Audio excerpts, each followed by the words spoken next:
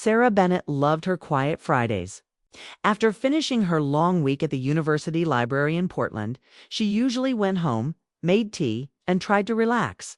Her small one-story house felt like a safe bubble where she could breathe again after days filled with students, books, and deadlines. She often enjoyed being alone, especially after her recent breakup, which still left a small ache in her heart no matter how much she tried to ignore it. That afternoon, just as she took off her shoes and settled on the couch, her phone buzzed. It was a message from her old friend Melissa. "Sarah, I'm so sorry to ask this last minute. I just got called in for an emergency weekend shift. Can Ethan stay with you? Just 2 days. I'd really appreciate it." Sarah paused. Ethan was Melissa's 16-year-old son. She had seen him many times. Quiet boy, gentle smile, polite in a way teenagers rarely were. Still, she wasn't expecting company, and after the week she'd had, she wasn't sure she had the energy. But she cared about Melissa, and she didn't want her to struggle alone. "Of course," she replied. "Tell him to bring whatever he needs." An hour later, the doorbell rang. When Sarah opened the door, she found Ethan standing there with a backpack and a tired but warm smile. "Thank you for letting me stay." "Miss Bennett," he said politely. "Just call me Sarah. Come in before the rain soaks you." The sky had turned gray, and the first drops were already falling. Ethan stepped inside, looking around the cozy living room. Something in his expression softened when he saw the warm lights, the smell of dinner cooking, and the calmness of the space. He seemed relieved to be somewhere peaceful. Sarah made a simple pasta dish, and they ate together at the small wooden table. She asked how school was going, and to her surprise, Ethan opened up more than she expected. He talked about his dream of studying architecture, how he liked building models and sketching houses. He also mentioned, in a quiet voice, that school sometimes felt overwhelming, too loud, too fast, and too full of people who didn't really understand him. Sarah listened carefully. She wasn't used to teenagers speaking with such honesty. His words weren't dramatic. They were simple and true. She felt a gentle sympathy grow inside her. She knew what loneliness felt like. She had felt it deeply after her breakup, even though she tried to hide it from everyone after dinner. Ethan helped clean up without being asked. It was such a small gesture, but Sarah felt something shift inside her. She wasn't used to someone noticing her tiredness or trying to make things easier for her. For months, she had moved through her days quietly, doing everything alone and pretending it didn't hurt. Later that evening, they sat in the living room. Ethan read on his tablet, and Sarah sipped tea while answering a few work emails. The room felt calm, peaceful, almost too quiet. But this kind of quiet wasn't empty. It was comfortable. She realized she didn't mind the presence of another person. In fact, she felt strangely grounded by it. When Ethan stood and said goodnight, Sarah watched him walk down the hallway to the guest room. Something about the moment made her heart tighten, not in a romantic way, but in a deeply human one. She remembered what it felt like to have someone in her home, moving around, breathing the same air, breaking the silence that had grown too thick over the past months after she turned off the lights. Sarah sat alone for a few minutes. She listened to the rain tapping against the windows, soft and steady. It matched the rhythm of her thoughts, quiet, confused, unsure. She hadn't expected anything special to happen this weekend. She assumed she would feed Ethan, keep him safe, and return to her routine on Monday. But some small part of her already sensed that this weekend might touch her heart in a way she didn't see coming. It wasn't love. It wasn't romance. It was simply the return of something she had been missing: connection, warmth, the feeling of being noticed in a world that often moved too fast. As she went to bed, Sarah felt a strange awareness growing inside her. She didn't know what it meant yet. She only knew that something in her life had shifted, even if only a little, and she couldn't pretend she didn't feel it. She didn't expect the weekend to change anything, but maybe it would. Saturday morning arrived with sunlight streaming through the kitchen window. Sarah woke to the smell of toast and coffee, and she heard faint noises from the living room. She walked in and found Ethan sitting at the table, tablet in hand, quietly sketching. He didn't notice her at first, lost in the lines and shapes on his screen. There was a calm focus about him, a quiet intensity that made the room feel alive. "Good morning," she said softly. He looked up and smiled, the way teenagers do when they're caught between surprise and politeness. "Morning, Sarah," he replied. She poured herself a cup of coffee and walked over. "May I see?" she asked, nodding at his tablet. He hesitated, but handed it over. On the screen was a sketch of her kitchen. It was bright, detailed, filled with warmth, almost magical. She felt a pang of surprise and delight. "You have real talent," she said. His cheeks turned a little pink. "Thanks," he murmured. The soft acknowledgement, so simple yet heartfelt, made her feel unexpectedly proud. Even for someone else, after breakfast, they decided to go out for a short walk. The air was fresh after the night's rain, and the neighborhood glowed softly under the morning sun. As they walked, Ethan talked about school projects, friends, and his dreams. Sarah listened, genuinely curious. She didn't interrupt, didn't try to steer the conversation. She just let him speak. There was a comfort in this silence within speech, a gentle rhythm that she hadn't felt in years. At the local cafe, they ordered simple drinks and sat by the window. Ethan's voice grew a little softer, more introspective. "Sometimes I feel like I don't belong anywhere," he admitted quietly, almost like he was afraid to be overheard. Sarah's heart tightened. She knew that feeling well. "I think a lot of people feel that way," she said, "even adults." He nodded, staring into his cup. "It's hard sometimes, trying to appear like everything's fine." Her chest ached a little. She wanted to tell him that it was okay to be honest, to show weakness. But she only smiled and offered quiet understanding, which seemed to be enough. For the first time, she noticed not just his words, but the subtleties, the tilt of his shoulders, the small gestures, the way he paused before speaking.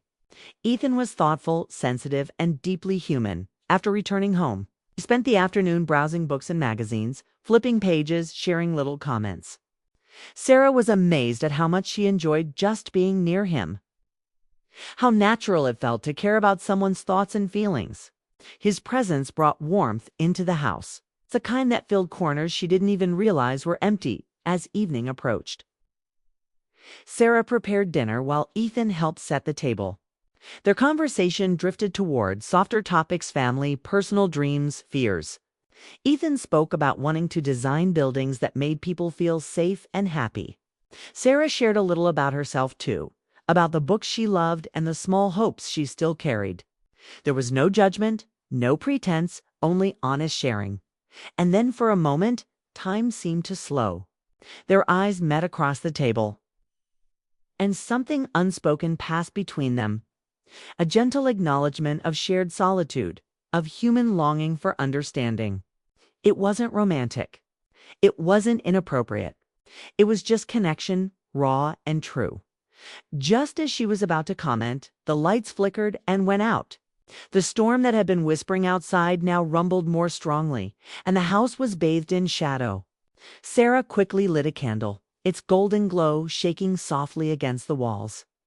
Ethan's eyes reflected the light, and for a moment they both sat silently, aware of the quiet intimacy the darkness brought.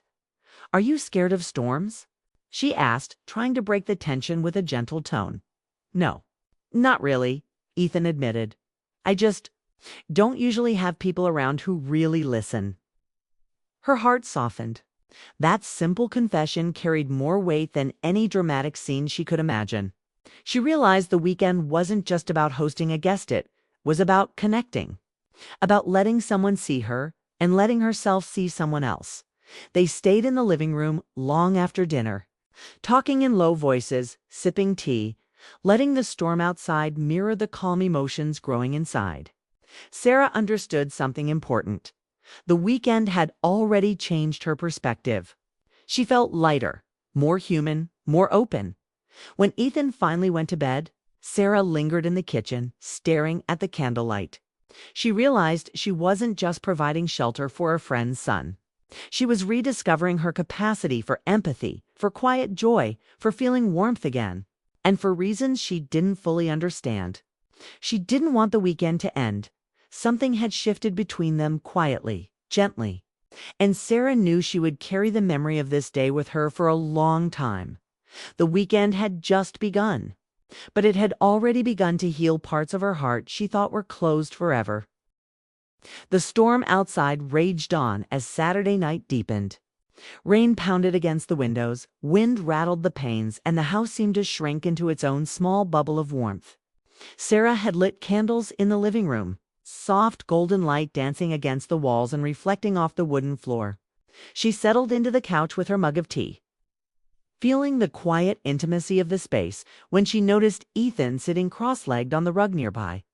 He was staring at the flickering candle flames, lost in thought, his face illuminated softly by the glow. For a moment, neither spoke. The sound of rain filled the silence, steady and hypnotic. Sarah realized how rare this quiet companionship felt to people together. Not speaking to fill the silence, but letting it exist and even comfort them. Ethan finally broke the silence. "You ever feel like you're invisible?" he asked quietly, almost afraid of the answer. Sarah's chest tightened. She knew that feeling well. "Sometimes," she said gently, "even adults feel it." He nodded, looking down at his hands. "I try to act like I'm okay, but sometimes I just want someone to notice me." "Really notice me?" The honesty struck Sarah unexpectedly. She had spent years shielding her own emotions, hiding the ache of heartbreak from everyone around her. Hearing Ethan speak so openly made her feel a strange kinship, even though their ages were different. She realized that loneliness didn't care about AGIT, only cared about hearts. That needed connection. "Thank you for noticing me," he added, almost whispering. Sarah smiled softly. "You deserve to be noticed. Everyone does." The storm intensified, and the flickering candlelight created shadows that danced across the room. Sarah felt her own walls breaking down slowly, her heart opening to a gentle warmth she hadn't felt in a long time. There was no romantic tension, no inappropriate feeling, just human honesty, trust, and emotional intimacy. Ethan shifted slightly, glancing at her with a mix of curiosity and vulnerability. "It's different here," he admitted. "I don't usually get to talk like this with anyone. Not my friends, not my mom, and not with adults either. I guess I like it." Sarah felt a lump form in her throat. She realized that this weekend wasn't about just hosting a guestee, was about building trust, about letting someone feel safe in a world that often felt too harsh. She also realized she herself had been craving exactly that same comfort, someone to listen, someone to care, someone to share quiet, honest moments with. They talked for what felt like hours, though it was probably less than one. They shared small details about their lives, fears, and dreams. Ethan described how he wanted to design buildings that made people feel safe and happy. Sarah admitted her own small hopes, things she hadn't spoken out loud in months. They laughed quietly at little stories and sometimes sat in thoughtful silence. Each moment built a bridge between them, connection neither had anticipated at the start of the weekend. At one point, the wind howled through the trees outside and the lights flickered again. Sarah quickly moved to stabilize the candlelight, and Ethan instinctively stood beside her, reaching for the tray she had lit. Their hands brushed for a brief second, not in a romantic way, but in the simplest human gesture of helping one another. That small contact, combined with the storm outside and the warmth of the candlelight, made the moment feel profound. "You make people feel safe," Ethan said quietly, his voice carrying more weight than she expected. Sarah blinked, overwhelmed by the purity of the statement. Nobody had said that to her in years. She didn't know how to respond, so she only nodded, letting the words settle between them. She understood that he didn't mean just the physical safety of the house, he meant emotional safety, comfort, and care. The storm continued outside, but the house felt calmer, cocooned in its soft glow. Both of them sat together, feeling the strange mixture of vulnerability and reassurance. They weren't family. They weren't romantically involved. They were simply two humans recognizing each other's need for understanding and companionship. As the night wore on, Sarah realized something important. This weekend had already changed her perspective. She was reminded of her own capacity to care deeply, to feel warmth again, and to trust the quiet presence of another human being.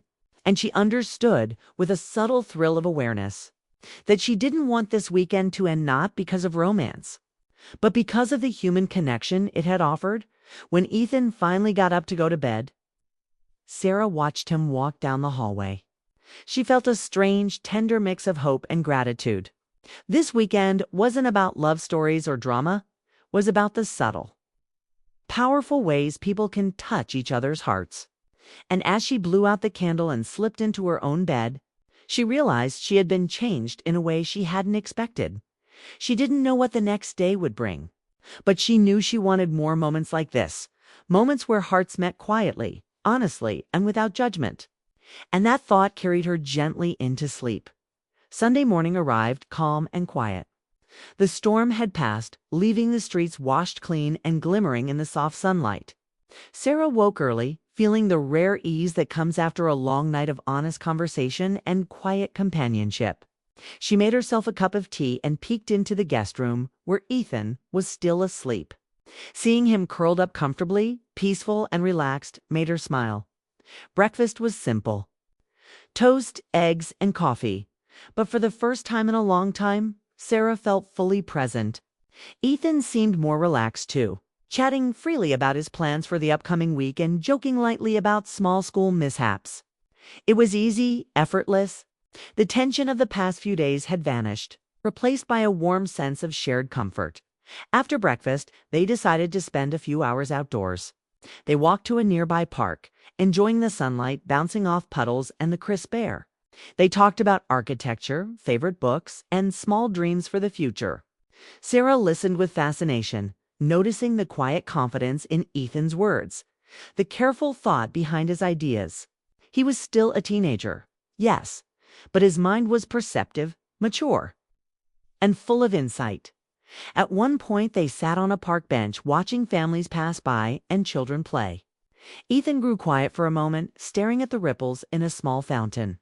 "Sarah," he said, turning to her, "I'm glad I stayed here. I don't usually get to spend time like this with adults who actually care about what I think." Her chest tightened. Those words, simple and sincere, carried more weight than she expected. She realized that the weekend had been more than just about hosting a friend's sonnet, had been about forming a bond, sharing moments of honesty and kindness that neither of them had anticipated by the time they returned home. The afternoon sun was soft and golden. Sarah prepared an early dinner while Ethan helped set the table. The house felt alive in a quiet way, the kind of warmth that comes from companionship, laughter, and mutual respect. During dinner, Ethan shared small stories from his life, things he hadn't told anyone else, little insecurities and hopes. Sarah shared some of her own reflections too, letting him see her vulnerability without fear or hesitation. As the evening approached, Melissa called to check in. She mentioned that her emergency had been resolved earlier than expected and asked if Ethan could go home.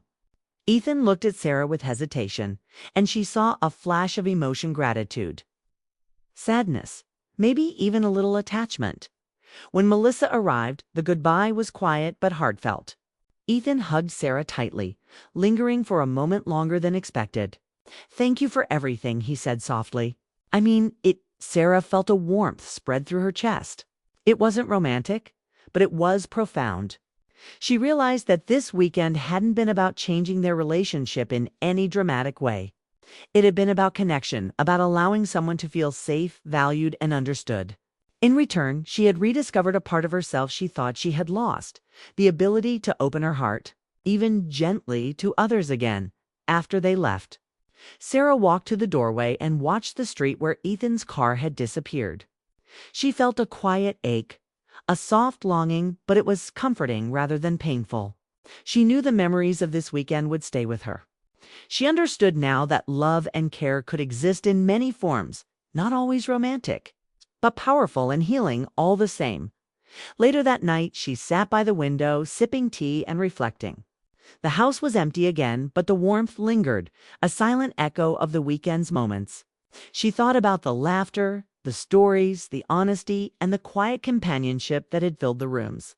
She realized that the simplest gestures, a shared meal, a conversation, a listening ear could change someone's life and her own in ways that mattered deeply. Sarah also realized that she didn't have to wait for someone else to fill the emptiness she felt. She could create spaces of kindness, warmth, and understanding in her own life. And sometimes, those moments come from the people you least expect, like a teenage boy visiting for a weekend. As she finally went to bed, Sarah felt a soft, comforting hope stirring in her heart. She didn't expect this weekend to be so meaningful. She didn't expect it to remind her that even after heartbreak, life could bring small miracles of connection, empathy, and trust. She smiled softly, knowing that she had experienced something rare and precious.